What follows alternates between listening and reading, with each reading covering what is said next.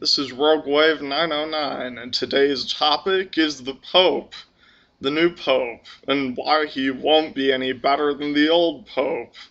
Specifically, he's a bigot.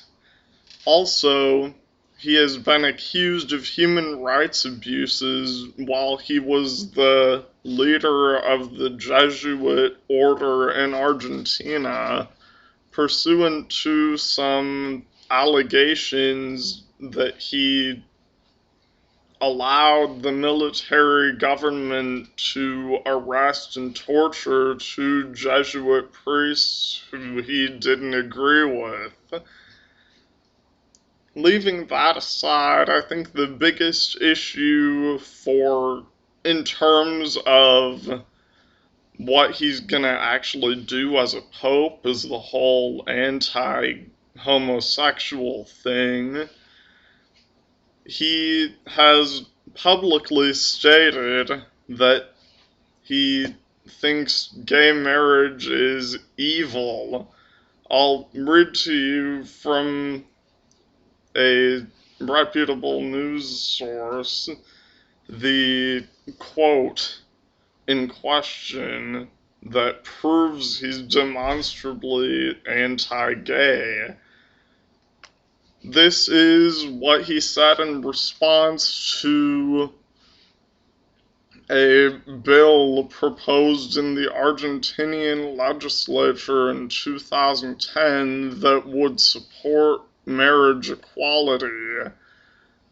He said this: "At stake is the identity and survival of the family, father, mother, and children. At stake are the lives of many children who will be discriminated against in advance and deprived of their human development given by a father and a mother and willed by God. At stake is the total rejection of God's law engraved in our hearts." He went on to compare the bill to an attempt to destroy God's plan, and he also claimed that it was a move of the devil who seeks to confuse and deceive the children of God. Yes, that's right. This crazy guy who just got elected as Pope seriously thinks that the devil is going around promoting gay marriage. This is just, I don't know any other way to put it other than it's crazy, it's insane. I mean, seriously, the devil is going around promoting gay marriage? Wouldn't you think that the devil has more to do with, I don't know, the pedophilia scandal going around the Catholic Church for the last 50 years? And that's assuming that there even is such a thing as the devil, which I honestly don't really believe, but that's beside the point. The fact of the matter is, he's claiming this bizarre form of discrimination in advance, as he calls it, pursuant to allowing gay couples to adopt children and allowing marriage equality. It just doesn't make a whole lot of sense why the Catholic Church would elect someone like this to lead them in an attempt to shore up their following. I mean,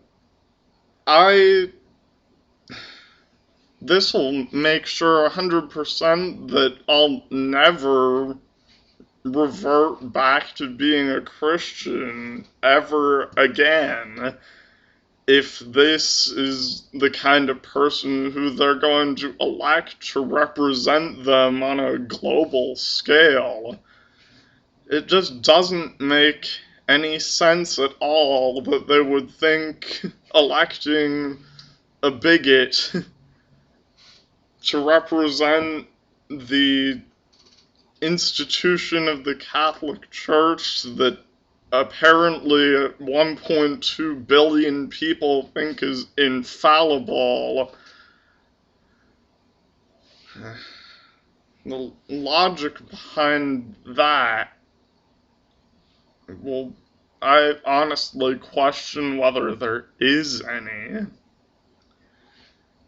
Not to mention the fact that some of the things he said in his first address were sort of totalitarian-esque in nature, such as his biggest priority not being resolving the whole child abuse thing, but instead being clearing out dissent.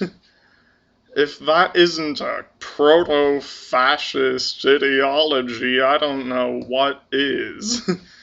In summary, what in the hell were they thinking? I mean, seriously, I would appreciate some comments or something explaining what could possibly be their logic in picking someone like this to represent them on a worldwide scale, especially after the unmitigated disaster that was Pope Benedict XVI. Please comment on this video or email me. I already linked my email in my other video, but if you really need it, it'll be in the description. Until next time, this is Rogue Wave 909.